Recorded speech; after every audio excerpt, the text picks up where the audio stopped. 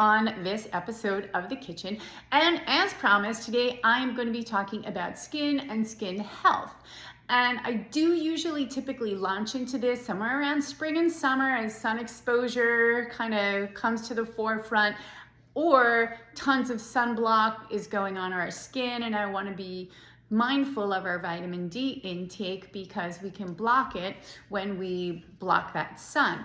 Our vitamin D levels are important. We do see low vitamin D levels a lot of times in cancer initiation. So not that low vitamin D is going to cause cancer, but that association is there. So I think it's important.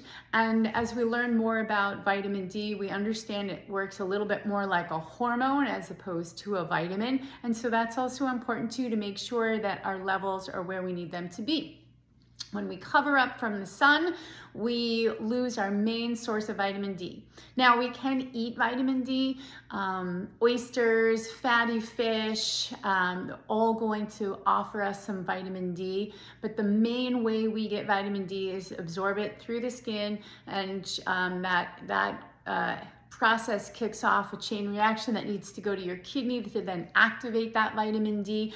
And if that process is interrupted, we typically have low levels, which can, as I said, are associated with some chronic illnesses. So we want to avoid that for sure. Now, I am extra motivated. I'm going to tell you why. So why did I choose skin so early on? Usually I wait till we're like kind of closer to summer, but I have paler skin. And I grew up in a time of Hawaiian tropics and tinfoil. And then I became an endurance athlete who could not tolerate wearing a visor without throwing it on the ground after like 2 minutes. And who also could not tolerate some of those sports sunblocks that you put on. It would get hot and melt into my eyes and sting, and I'd be wiping my face. It was miserable. I'm running like this.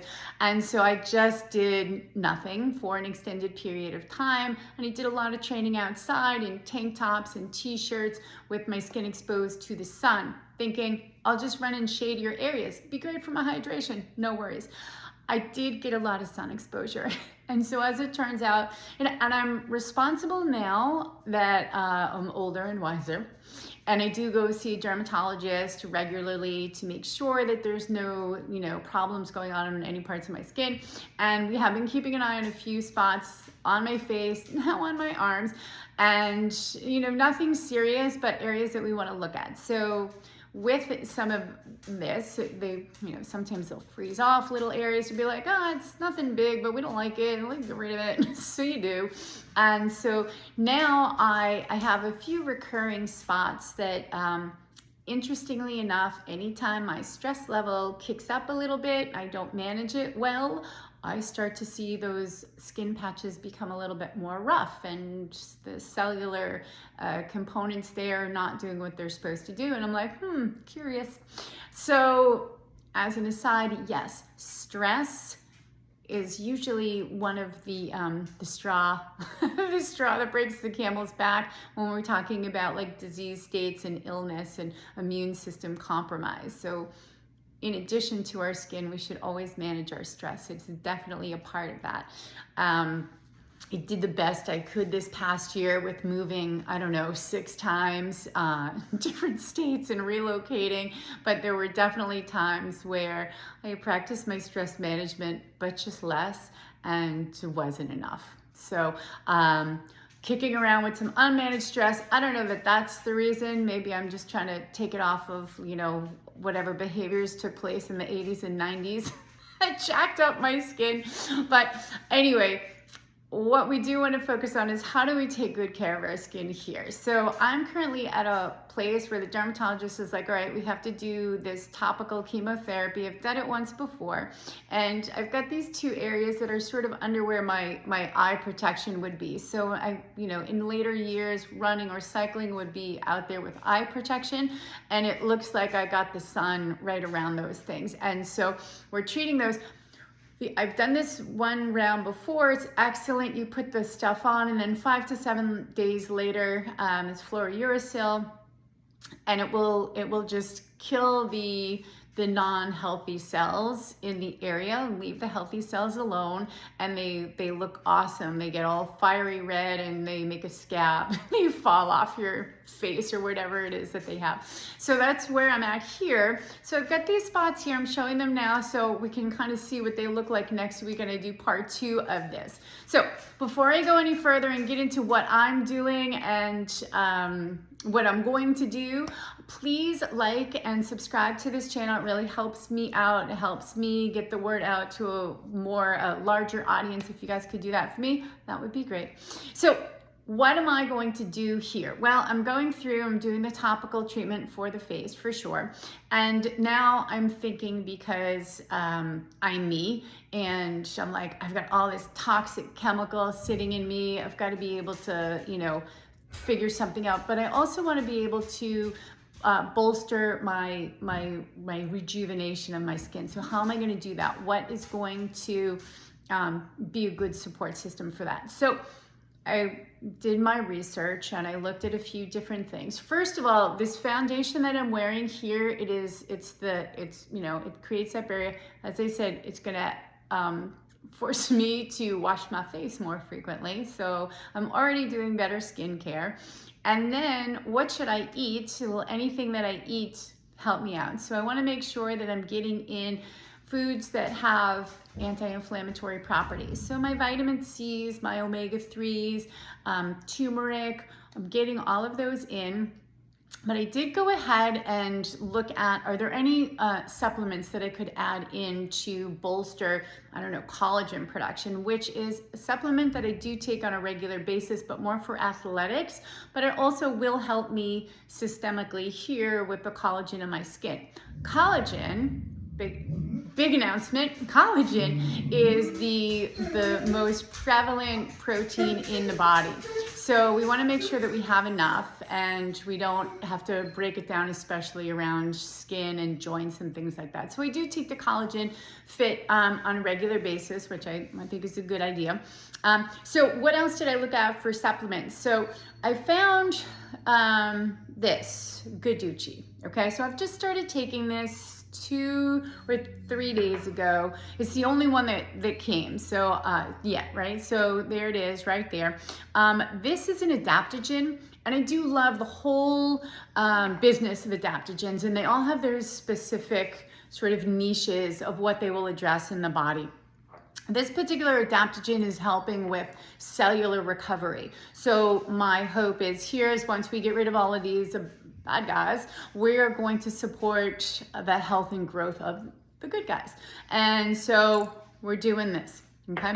The other supplements I ordered were curcumin, which you do find in turmeric, but I don't feel like I eat enough or drink enough turmeric tea to really kind of hit a limit there. So I did order a supplement of curcumin, which is the active anti-inflammatory property in the turmeric root. So I've got some of that. Hopefully it gets here today. I'm hoping that was Scooby running around for the delivery, but they keep telling me it's coming, and then I get another email like, oh yeah, also it's still coming. Anyway, hopefully it arrives today. So we're looking for curcumin and something called amla.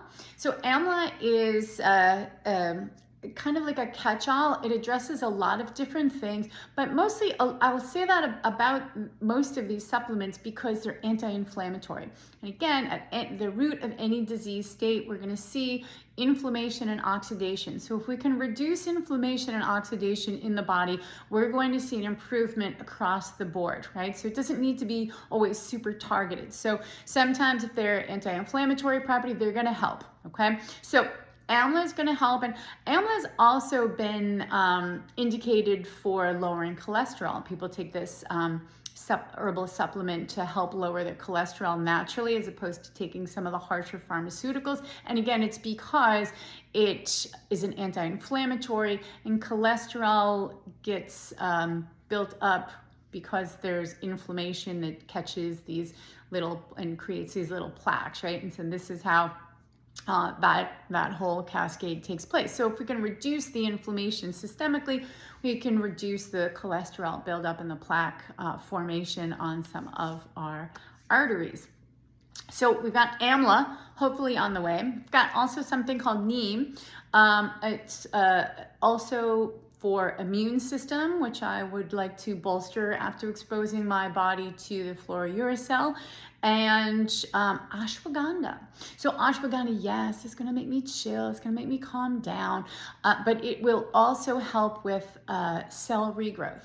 And so I didn't realize that about ashwagandha until I did my deep dive into these things that I'm going to be doing. So, and then I've got the Guducci here, which we've started already. So we're letting that run its course. I've started the Guducci. I'm heading in for these other supplements as well. So I will tune in next week for part two of what happened with the skin. Did my supplements arrive today? We don't know, but hopefully they did, and we'll take a peek in. But wrapping up here is how we're going to manage our skin health moving forward. Working with the sun, not against it, is to make sure that we don't get overexposure to the sun. And if you do have areas that are questionable, definitely cover them with some kind of mineral-based. This one, like I said, is tinted. You don't need to get tinted if you're doing your arms or your legs or something like that. I would scrutinize heavily the cheapest sunblock in the store. That is gonna, if you're using tons of it, which my friend in Australia has a jug, and I'm sure it's great because Australia's got better stuff going on over there, but I was like a jug, so we're putting on sunblock all the time. So if that is you, definitely be careful about the ingredients in those. There are some harmful chemicals in a lot of those sunscreens that I argued to the dermatologist was worse, and she was like, worse than skin cancer? Really? And I was like, well, I don't know. Maybe. So, and she knows me well and knows what she's in for when I show up, and eventually we come to a reasonable plan. So I will see you guys next week for part two to kind of give you like how it all went and any additional information I came up as I'm going through my research. But definitely cover those areas from your skin. Get your vitamin D, and if you need any help with like what's a reputable supplement, give me a shout out for sure. I definitely do topics based on my private clients and the things that they're asking for me, unless of course I'm motivated from some adverse visit to the dermatologist and I get busted with this. But feel free to ask questions here. I'll definitely include it for this community. And you can have specific questions about certain supplements. I'm happy to just delve into one supplement and let you know who makes it and why it's effective or not effective, and what you can expect. All right, have a great week, everybody. See you next week.